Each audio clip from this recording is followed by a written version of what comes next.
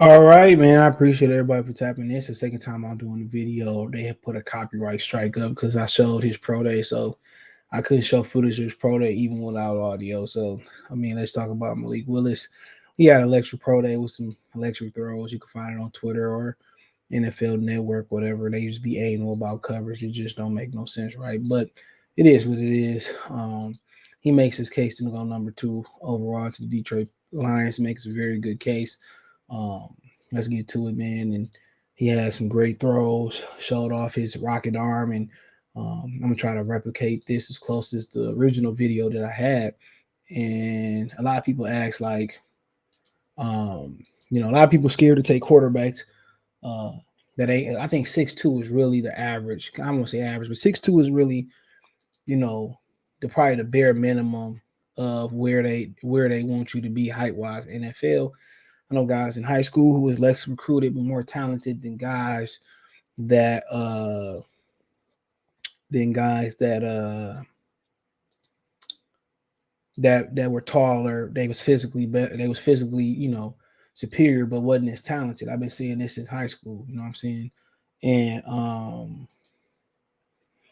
Dan Orlovsky said if he was 6'2", that Malik Willis would go number he'd go top two, top three. But he's 6 foot, almost 6'1". Stafford was 6'2", so that's pretty much where you kind of want him to. You don't want him too tall, neither, like 6'6", 6'7", because it's just too much body to hit, especially when they were more physical. But he has some great throws in there, man. He said Malik Willis makes his case to go number two to Lions for Electric Pro Day performance ahead of the draft. Now, um, people talking about, talking about the cases of shorter quarterbacks. I mean, of recent, not like Doug Flutie, whatever, but look at guys like Baker Mayfield, Drew Brees, Kyler Murray. Those really are the guys that you pretty much looking at who kind of been seen as the smaller guys, right? Um, you know, uh, with Baker Mayfield, I think the biggest difference between Kyler Murray and maybe Malik Willis is his arm strength. I said this on the live on Saturday.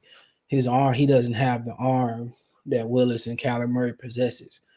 If he had the arm, I think it'd be a different ball game. Talking about the athleticism, yeah, that could be an issue too. But I just think he don't have enough arm to get the ball out of there. You think about it too. Yes, you get hit in the NFL, you get less athletic.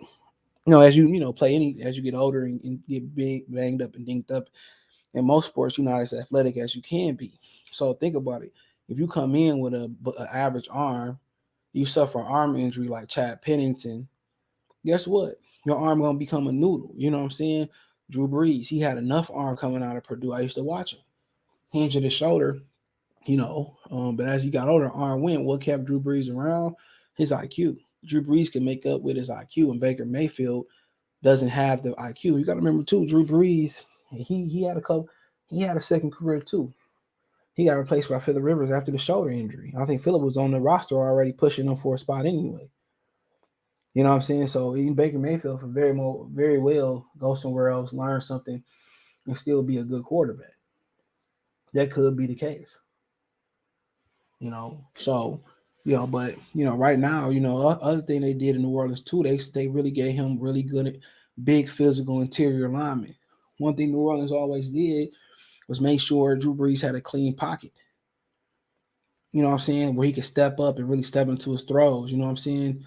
So, and you got to think too, a lot of times in New Orleans, and then, even with the Chargers back in the day, he played under center too.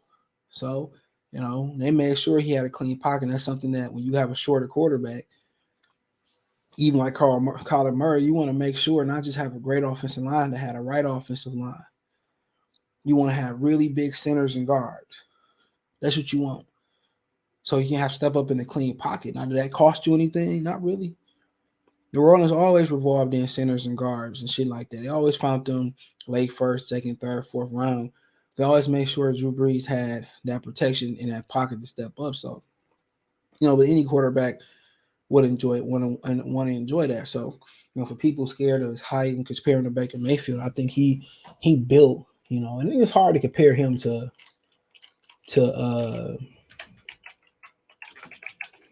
Drew Brees. So Drew Brees was such a great talent even in college. It's hard to compare him to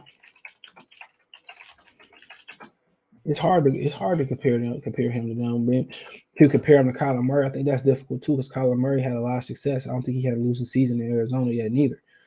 Compared rookie, but you want to look at the success and you want to look at the cautionary tales. Baker came in at 6'1", 215. Right? That's what he came in at.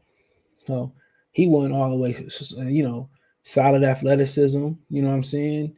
So he wasn't the scrawniest, or the smallest, but he didn't have the biggest arm. You look at, Malik Willis.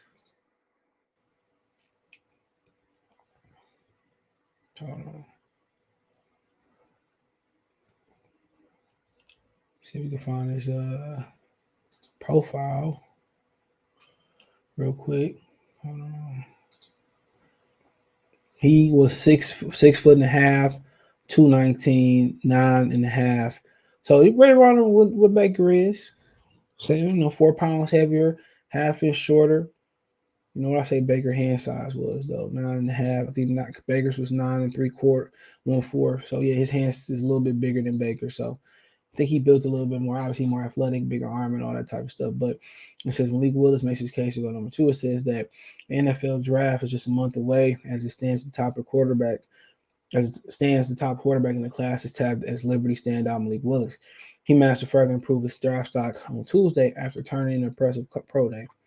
Catching the eyes of scouts across the league, Willis put on a stunning display on Tuesday. He could have just made a case to be number 2 overall by Detroit Lions. And a lot of people like to go ahead and say, well, next year you got Bryce Young and CJ Stroud, and you can have somebody come out of nowhere like RG3. That easily can happen, right? But the thing about it, and right now he's better than both of them. In square business is that obviously they got one more year, probably before the eligibility. I'm not sure. I think Stroud can come out the next year, and I think Bryce Young possibly come out next year, but 9, 10 years, 5 years, 1, 2, 3 years online, they might be better. But now look at Bryce Young, he's short too. And I don't think he has the arm talent, and I don't think he had the athleticism talent. I don't think he as good as Malik Willis, in my opinion. CJ Strong, he, classic one read Ohio State quarterback. Can you get him to 2, 3? Can you polish him up? Ohio State won't do it. You're gonna have to do it. All right. So, like I said, I think Giovanni came on Saturday. I think it was Benjamin Forrest, excuse me. He came, they both was on Saturday. Shout out to both of them. He said that it's funny how everybody hate Ohio State and Alabama quarterbacks, but next year they want Stroud and Bryce Young. That's just part of the media hype. This kid right now better than them. They came out today. This kid would be better. It's just about, it's like name brand cereal. You have a off brand cereal that's better, but people still gonna want the name brand, right? Well, this kid right here is better, bro. As of right now, 10 years, 5 years, 3 years, 1 year, who knows? But right now, this kid got a better arm, athletic. I mean, it's not saying he gonna be a straight, flourish. He gonna be a straight start. You never know. How he spend his money, baby mamas, family issues, all take turmoil, bad decisions, not on the field. A lot of things off the field determine boom and bust. It's the black cloud around Detroit. How will Ben Johnson and Dan Campbell and Mark Brunell be able to, and Sheila, how will they be able to support him? Organizations create bust too. I was listening to Arden Keys. I said this yesterday in a video. I said he was visiting the Lions. They asked him what's the difference between the 49ers organization and other organizations, Vegas he played for. He said they're a players first organization. They listen to their player, and if you need rest, whoop-de-whoop. That's what the Lions are trying to aspire to be. Going from Matt Patricia being a dictatorship, going to Dan Campbell being for a players coach, that tend to happen. When you got an offensive coach, they tend to go defense. You got a defensive coach, next coach used to be offense. You got a dictator, usually want to go to a players coach. And a lot of those players still ran through a wall for Dan Campbell when they wouldn't even run through confetti for Matt Patricia. So that's something to look at as well too. So, but how they support him, a lot of things going to boom or bust. You know, them throwing, if you ask Jacksonville to be honest, give them some truth syrup, they probably would tell you that they wish they would have set Trevor Lawrence last year and let him rest because he took years off his career taking hits. So even if you take him number 2, sit him. Sit him. Let Goff go out there and take the lumps and prove that he can do something so you can try to get something for him. You know? Let Malik Willis get acclimated. You know, you like, well, what's the issues what's the ugly, the bad and the ugly, man? If I had to say the bad, it's just that he wasn't able to stay at Auburn. They gave the Bo Nix account was Justin Fields, Jake Fromm situation. They had to overdo it again, they would have kept this kid over Bo Nix. That's really the bad. The ugly about his game is just his mechanics. Same thing with Matt Corral. They click their heels, they do things they're not supposed to do as far as footwork. You can't click your heels. You know what I'm saying? So it's just footwork, pat the ball a little bit. Mechanics, fundamentals. The only thing he need to work on is mechanics, fundamentals. Now they probably drilling that in the off season. He doing that in the pro day, but when the actual games come, when the fire hit the pan, then people revert back to what they muscle memory say they do. So needs to work on learning. He can read defenses, he can look off safeties, but not can you read them at an elite level.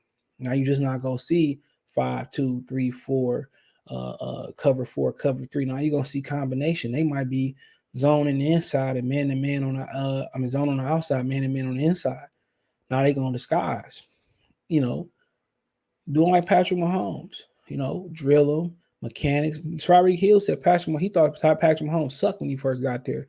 Said Andy Reid and them, Eric Bieniemy and all them did a magnificent job with him. Whoever all was there.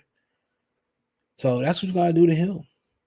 Not saying he could be Patrick Mahomes, but just drilling mechanics. If you got to bring somebody else in, shoulder placement, not pat the ball, where the ball held at, where your feet at, where your balance at, all that. And let Jared Goff go out there and Goff, a little competition. Goff might turn into an MVP. You never know. But yeah, let me know what you girls and guys think. Thumbs up the video, share the video, subscribe to the channel. That subscribe button is the bell icon button. Hit all notifications. Increase your chance of notification. We go live, drop a video. Going to make a financial donation. Cash App, $ CJ Good 313, Venmo CJ Good 313, PayPal in the description. Best way to donate. Thumbs up the video, share the video, all that stuff. Check out Detroit Lions Talk playlist for more videos like this. Let me know what you girls and guys think. And let me know what you girls and guys think in the comment section. Check out Detroit Lions Talk playlist. Excuse me. I'm trying to multitask, but you can find me and my main channel right here on YouTube at Goodfella TV. It's Goodfella TV right here on YouTube. Appreciate the love and support. Peace.